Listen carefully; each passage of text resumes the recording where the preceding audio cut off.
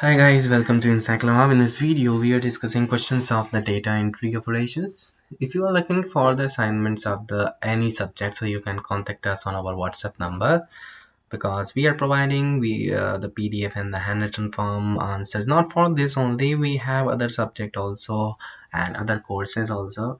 If you are looking any difficulties in the problem of the studies, you can contact us. Here the questions of discussing, which is data entry.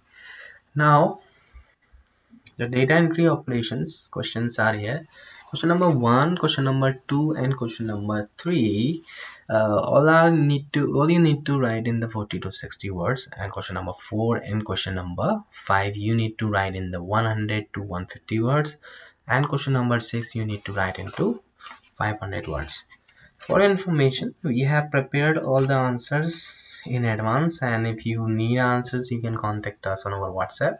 Whichever you have, medium or class, you can tell us on our WhatsApp so that we will provide all the subjects answers according to your number. Thank you so much for watching. We will meet you soon in the next video.